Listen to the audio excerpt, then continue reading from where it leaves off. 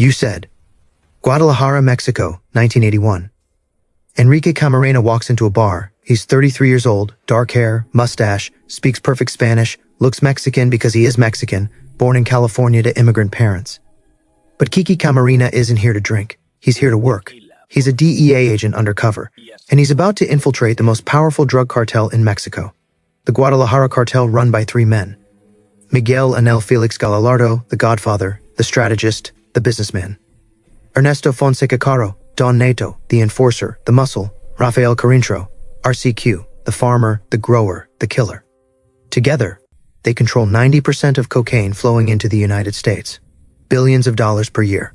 Protected by police, protected by politicians, protected by an entire system of corruption. Kiki's mission: get close, gather evidence, find their operations, bring them down. But Kiki doesn't know something yet. Something that will cost him everything.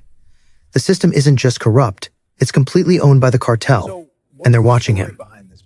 Kiki doesn't walk into Guadalajara announcing he's DEA. That would be reckless. Instead, he builds a cover identity. Eduardo Contreras, a plumbing supply salesman from California looking to expand his business in Mexico. It's a perfect cover. Plumbers travel. They meet people. They ask questions without raising suspicion. Kiki rents a small apartment in Guadalajara. He buys a used car, opens a tiny office and prints business cards. Slowly, he becomes Eduardo Contreras. For 6 months, he lives the cover completely. He sells plumbing supplies, makes friends, shares drinks with locals, and goes to church. He becomes part of the community, and no one suspects a thing because Eduardo isn't pretending. He's living. But underneath that life, Kiki is watching, listening, noticing patterns. He sees men driving expensive cars with no visible jobs. He sees police officers meeting known criminals in broad daylight. He watches money move in ways that make no sense. Quietly, he starts building a map, a network, a web of connections. By 1982, he has identified 12 major marijuana plantations across Jalisco State. He has documented 30 corrupt police officers. He has tracked money routes stretching from Guadalajara to Miami, Los Angeles, and Chicago. He sends his reports back to DEA headquarters, coded, careful, never from the same place twice. The DEA is impressed. Kiki is becoming their strongest undercover asset in Mexico, maybe their strongest anywhere. But someone else is starting to notice too. Rafael Caro Quintero is 29 years old in 1981. Born poor in Sinaloa, grew up in the mountains, started growing marijuana at age 14. By 29, he's a billionaire.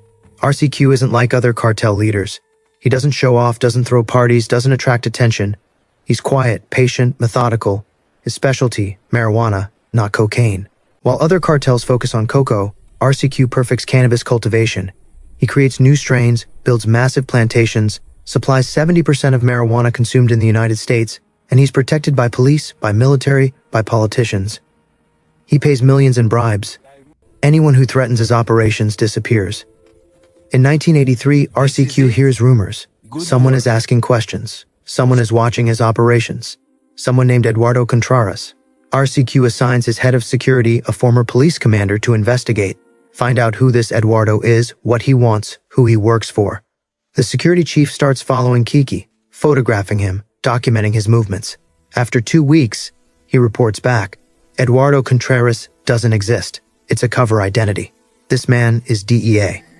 RCQ's face doesn't change. He just nods. Keep watching.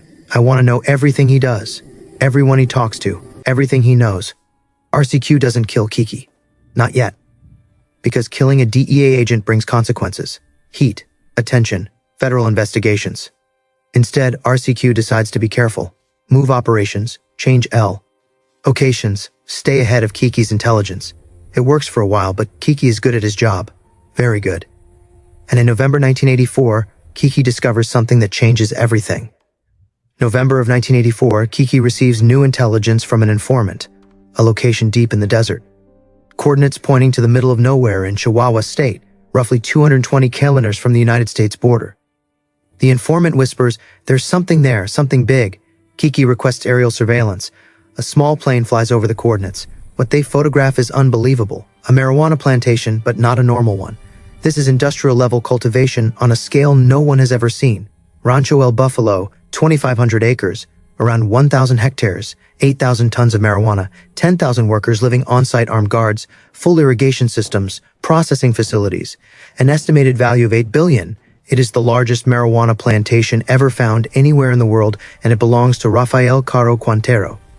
Kiki immediately sends the intelligence to DEA headquarters. Within 48 hours, the Mexican government, pushed hard by the United States, authorizes a full military raid. November 7, 1984, 450 Mexican soldiers descend on Rancho El Bufo. They destroy everything, burn all 8,000 tons of marijuana, arrest 120 workers, dismantle the entire operation from the ground up. For Kiki, it becomes the crowning achievement of his career.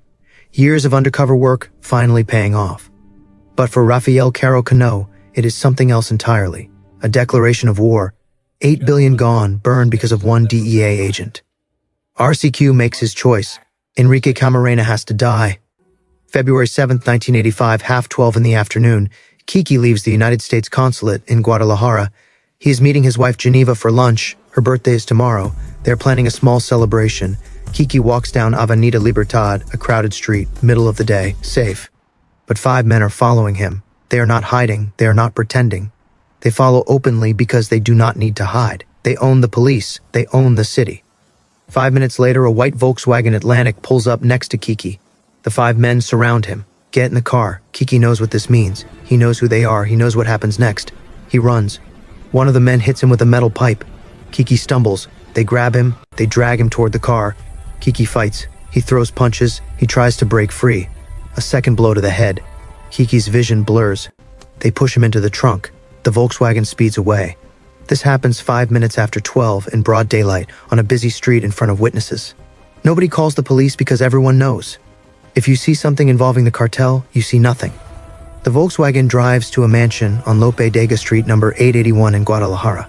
The mansion belongs to Rafael Caro Cano. Inside, Kiki is dragged to a back room. He is tied to a chair, blindfolded, and for the next 30 hours he suffers. The room is small with concrete walls and no windows. A single light bulb hangs above. Kiki sits tied to a chair, his hands behind his back, rope around his chest. 5 men walk in. One of them is Rafael Caro Cano. Kiki cannot see him because he is blindfolded, but he hears the voice. Agent Camarena, welcome. Rafael speaks calmly, almost politely, as if this were a business meeting. You cost me 8 billion. Do you know what 8 billion means? Kiki stays silent. It means I can buy anyone. Judges, generals, governors, and I can make anyone disappear. But I'm not going to kill you. Not yet. Because first you're going to tell me everything. Who are your informants? Who else is DEA? What operations are you running? Kiki finally answers. I'm not telling you anything. Rafael gives a signal. The torture begins. What happened over the next 30 hours is known from official reports. Rafael had the entire interrogation recorded on audio tapes. He wanted to study it later to look for information and weaknesses. The agency recovered those tapes during raids in 1985. The tapes have never been released. Agents who heard them needed counseling. It's the most disturbing thing they'd encountered. 30 hours of continuous torture. A cartel doctor monitored his vitals, not to heal, but to keep Kiki alive longer. Every time he lost consciousness, they revived him. They wanted names, informants, DEA operations. Kiki never broke. After 30 hours, his body failed. The doctor warned, he'll die if this continues. RCQ's order, finish it. February 9, 1985, 6:00 in the morning. Kiki Camarena is gone. 37 years old, husband, father, Marine federal agent. His body was left on a highway. The cartel's message, this is what happens when you fight us. But Kiki's sacrifice sent a different message. The DEA was coming and they were bringing hell. February 9, 1985, 9:00 in the morning. DEA headquarters, Mexico City. Special Agent James Kuykendall receives a call. We found Camarena's car abandoned. No sign of him. Kuykendall knows immediately. He's gone. The cartel took him. He calls DEA Administrator Jack Lawn in Washington, D.C. Sir, Agent Camarena has been kidnapped. We believe Rafael Caro Quintero is responsible. We need to mobilize now. Within hours, the DEA launches Operation Leyenda. Leyenda means legend in Spanish, named in honor of Kiki. The operation's mission, find Kiki and bring everyone responsible to justice. 100 DEA agents deployed to Mexico. They don't trust Mexican police. They conduct their own investigation. But for 3 weeks, they find nothing. No body, no witnesses willing to talk, no evidence. The Mexican government claims they're investigating. But DEA agents notice something. Mexican police are blocking them, destroying evidence, threatening witnesses. Because the police are on the cartel's payroll. Finally, on March 5, 1985, a full month after Kiki's kidnapping, 2 bodies are discovered on a highway in Michoacán. Enrique Camarena and his pilot, Alfredo Zavala, also kidnapped and tortured. The bodies are badly decomposed, but forensics confirm identity through dental records. The autopsy reveals the horror. Extensive torment, broken bones, skull fracture, evidence of prolonged suffering. The DEA releases the findings. International outrage follows. The United States government declares, this is an act of war. March 1985, the U.S. takes unprecedented action. Operation Lenda, the largest DEA manhunt in history. Resources deployed. More than 100 DEA agents, FBI, CIA, U.S. military support, full diplomatic pressure on Mexico. The U.S. threatens to close the border, cut off trade, economic sanctions. Mexico has no choice. April 4th, Ernesto Fana arrested. April 8th, RCQ found in Costa Rica, luxury mansion, fake identity, arrested. April 10th, Miguel Angel Felix Gallardo arrested. The Guadalajara cartel destroyed. All 3 leaders in custody within 30 days, but Mexico refuses extradition. They'll be tried in Mexican courts. The U.S. is furious. These men harmed a federal agent. They should face us justice. But Mexico's constitution prohibits extradition for cases that may lead to a death penalty sentence. They won't bow to U.S. pressure. RCQ is convicted, sentenced to 40 years. The U.S. considers it a betrayal. RCQ is sent to Pente Grande maximum security prison. The DEA assumes at least he'll remain there. He'll be 70 years old when released in 2025, but they're wrong. August 9th, 2013, 2:00 in the morning, Pente Grande prison. RCQ is 60 years old, 28 years served, 12 years remaining. Then something impossible happens. Judge Jesus Guadalupe Luna issues an order at 2:00 in the morning. Rafael Cairo was tried in the wrong court. Release him immediately. The legal argument, wrong jurisdiction, conviction, invalid. It's absurd. Obviously corruption, but legally binding. 2:30 in the morning, guards wake RCQ, you're free to go. He signs a form, collects his belongings, walks out. A black SUV is waiting. He's gone. 6:00 in the morning. Ning. DEA headquarters, Washington. Rafael Caro Quintero released from prison. Chaos. The Mexican government claims no advance knowledge. The judge claims he followed the law. Everyone knows the truth. RCQ paid someone and walked free. By 8:00 in the morning, the U.S. files emergency extradition. Too late. By noon, RCQ has changed vehicles 3 times, disappeared into Sinaloa's mountains. By evening, every Mexican agency is searching. They find nothing. RCQ vanishes for 9 years. 2013 to 2022, Rafael Caro Quintero becomes a ghost. The DEA puts him on their most wanted list. 20 million reward for information leading to his capture. The FBI adds him to their 10 most wanted fugitives list. Mexican authorities conduct raids, search operations, intelligence gathering, nothing. RCQ is 60 years old when he escapes in an era of satellites, drones, cell phone tracking, facial recognition, and he disappears for 9 years. By 2022, some agents wonder, is he even still alive? He would be 69 years old now. Maybe he passed away in the mountains. Maybe they will never find him. Then on July 15th, 2022, everything changes. July 15th, 2022, 6:30 in the morning, Schwa Municipality, Sinaloa. Mexican Marines receive intelligence, a tip from an informant. RCQ is hiding in a ranch near Schwa in the mountains. They mobilize. 50 Marines, helicopters, a K-9 unit with tracking dogs. They approach the area quietly. No sirens, no advanced warning. The ranch is remote, no roads, accessible only by helicopter or foot. Perfect hiding place. The Marines land 2 km away. Approach on foot, moving through dense brush and trees. They are looking for any sign of habitation, smoke, paths, buildings. Then one of the K-9 dogs, a German shepherd named Max, stops, ears up, staring at a cluster of bushes. He's detected something. Max moves toward the bushes, barking, agitated. The Marines surround the area, weapons ready. Come out, hands up. Silence, then movement. Branches shifting. A man emerges. Old, maybe 70, dirty clothes, long beard, thin, exhausted, but the face is unmistakable. Even under the beard and dirt. Rafael Caro. He raises his hand, says in Spanish translation, I don't want problems anymore. I'm tired. The Marines cannot believe it. After 9 years, after hundreds of operations, after 20 million in rewards, a dog found him hiding in bushes. RCQ is handcuffed, placed in a helicopter. The Marines load up. Mission accomplished. The helicopter takes off, heading back to base. But 15 minutes into the flight, something goes wrong. The helicopter shakes. The engine sputters. Alarms sound.